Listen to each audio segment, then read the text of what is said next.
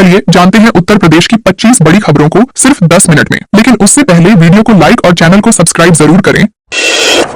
Kashi institute of technology में छात्रों का धरना। वाराणसी प्रयागराज हाईवे स्थित काशी इंस्टीट्यूट ऑफ टेक्नोलॉजी के मुख्य गेट पर सोमवार को छात्रों का आक्रोश फूट पड़ा। सैकड़ों छात्र सुबह से धरने पर बैठ गए और फीस, परीक्षा प्रणाली व हॉस्टल की अव्यवस्थाओं को लेकर कॉलेज प्रशासन के खिलाफ नारेबाजी की। छात्रों का आरोप है कि प्रवेश के समय कॉलेज को ऑटोनॉमस बताकर एडमिशन कराया गया, लेकिन अब परीक्षाएं एक ही टीयू के अंतर्गत कराई जा रही है। ऑटोनॉमस कॉलेज होने के बावजूद बाहरी परीक्षा केंद्र बनाए जा रहे हैं, जिससे छात्रों को भारी परेशानी का सामना करना पड़ रहा है। शिवपाल बोले, भाजपा घबराकर पंकज चौधरी को लाई। समाजवादी पार्टी के महासचिव शिवपाल यादव ने भाजपा पर तीखा हमला बोलते हुए कहा कि पीडीए की बढ़ती ताकत से भाजपा घबरा गई है, इसलिए पंकज चौधरी को प्रदेश अध्यक्ष बनाया गया है। उन्होंने दावा किया कि 2027 के विधानसभा चुनाव में सपा संगठन के बल पर भाजपा को सत्ता से बाहर करेगी। शिवपाल यादव कानपुर के जाजमऊ में सपा विधायक नसीम सोलंकी के घर पहुंचे थे। इस दौरान उन्होंने भाजपा पर चुनाव जीतने के लिए मशीनों के दुरुपयोग, अफसरों के इस्तेमाल और पैसे बांटने जैसे आरोप लगाए। उन्होंने कहा कि भाजपा के सभी प्रयासों को सपा कार्यकर्ता विफल करेंगे। प्रयागराज की वायरल गर्ल खुशी सिंह मौर्य का इंटरव्यू। प्रयागराज की वायरल गर्ल खुशी सिंह मौर्य यमुना के नए पुल की रेलिंग पर चढ़कर रील बनाने के बाद सोशल मीडिया पर चर्चा में आ गई। 6 महीने पहले शुरू हुआ उसका वीडियो सफर उसे रातों रात पहचान दिला गया। पुल पर खतरनाक रील वायरल होने के बाद पुलिस ने सख्ती दिखाई, जिसके बाद खुशी ने सार्वजनिक रूप से माफी मांगी। बाद में पति और ससुराल पक्ष पर लगाए गए आरोपों को भी उसने गुस्से में बनाया गया वीडियो बताया। दैनिक भास्कर से बातचीत में खुशी ने कहा कि उसका उद्देश्य सिर्फ फेमस होना था, लेकिन अब वो नियमों का पालन करेगी। सिपाही की बहन को महिलाओं ने गिराकर पीटा। कानपुर के सीसामऊ थाना क्षेत्र में रविवार को मानसिक रूप से बीमार एक युवती के साथ महिलाओं द्वारा मारपीट का मामला सामने आया। युवती को जमीन पर गिराकर पीटा गया, यहां तक कि पुलिस के सामने भी मारपीट जारी रही। बाद में पता चला कि युवती एक सिपाही की बहन है और मानसिक रूप से विक्षिप्त है। वो 4 दिन पहले फर्रुखाबाद से घर से निकलकर भटकते हुए कानपुर पहुंची थी। पुलिस ने परिजनों से संपर्क किया, जिसके बाद उसका भाई कानपुर आया और उसे अपने साथ घर ले गया। पुलिस ने बताया कि अब युवती का इलाज कराया जाएगा।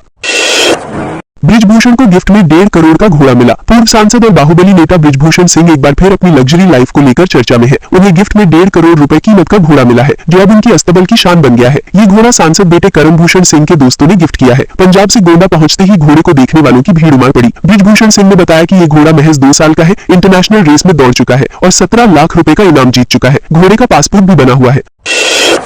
वेब सीरीज का एक्टर ड्रग्स स्मगलिंग में अरेस्ट। फेमस वेब सीरीज फर्जी और द फैमिली मैन में काम कर चुके एक्टर मान सिंह को ड्रग्स तस्करी के आरोप में यूपी एंटी नारकोटिक्स फोर्स ने गिरफ्तार किया है। उसे मुंबई से पकड़ा गया और बाद में आगरा लाया गया। जांच में सामने आया कि ड्रग्स तस्करों के खातों से कई बार मान सिंह के खाते में पैसे ट्रांसफर किए गए थे। पुलिस के अनुसार आरोपी खुद भी कई बार आगरा में ड्रग्स की सप्लाई करने आया था। सर्विलेंस के जरिए लोकेशन ट्रेस कर मुंबई पुलिस की मदद से उसे गिरफ्तार किया गया।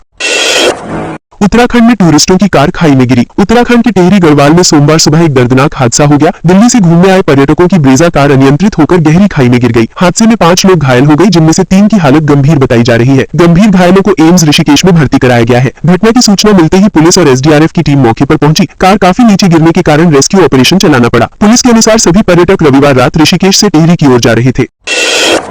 प्रयागराज में गुंडई का नया वीडियो। प्रयागराज में दबंगों द्वारा पुलिस से मारपीट का मामला तूल पकड़ता जा रहा है। खुद को कैबिनेट मंत्री नंदगोपाल नंदी का समर्थक बताने वाले कमल उर्फ लाला का एक और वीडियो सामने आया है। वीडियो में दरोगा और सिपाहियों से मारपीट के बाद पुलिस उसे काबू में करती दिख रही है। आरोपी पुलिस की गिरफ्त से छूटने की कोशिश करता है, लेकिन सिपाही उसे जमीन पर पटक देते हैं। बाद में पुलिस उसे थाने ले गई, हालांकि पंचायत के बाद बिना एफआईआर दर्ज किए छोड़ दिया गया। इस कार्यवाही पर सवाल खड़े हो रहे हैं।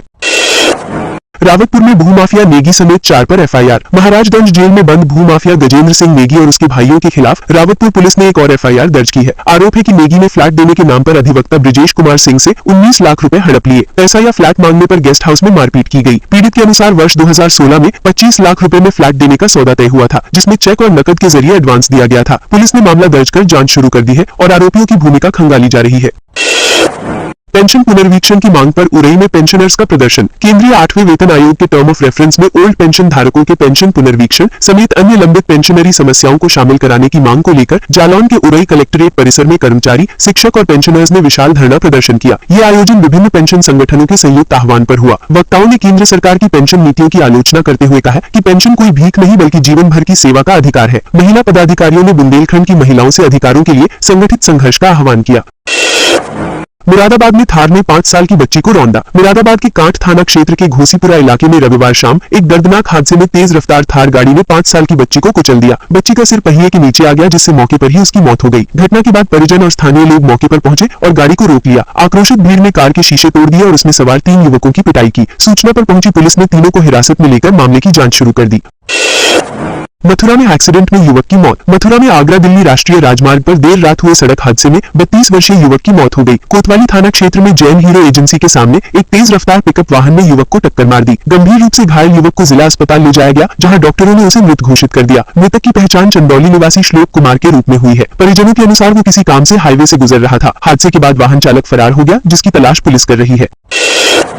उन्नाव में आशा कार्यकर्ताओं का प्रदर्शन। उन्नाव में आशा कार्यकर्ताओं ने मानदेय, प्रोत्साहन राशि और अन्य लंबित मांगों को लेकर प्रदर्शन किया। कार्यकर्ताओं का कहना है कि भुगतान में लगातार हो रही देरी के कारण उन्हें गंभीर आर्थिक संकट का सामना करना पड़ रहा है। उन्होंने बताया कि 6 अक्टूबर 2025 को दिए गए ज्ञापन और मुख्यमंत्री और स्वास्थ्य मंत्री स्तर से मिले आश्वासनों के बावजूद अब तक कोई ठोस कार्यवाही नहीं हुई। 1 नवंबर से मांगों के निस्तारण का भरोसा दिया गया था, लेकिन न तो बकाया भुगतान हुआ और न ही अन्य सुविधाओं पर निर्णय लिया गया, जिससे कार्यकर्ताओं में नाराजगी बढ़ रही है।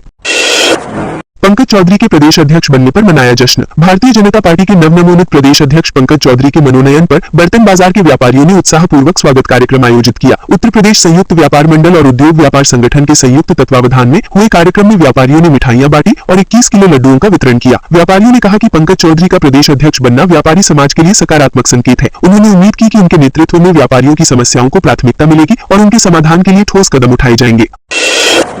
अवैध पार्किंग में छिपा लखनऊ का रूमी गेट। लखनऊ की ऐतिहासिक पहचान रूमी गेट अवैध पार्किंग की समस्या से जूझ रहा है, जिससे इसकी खूबसूरती प्रभावित हो रही है।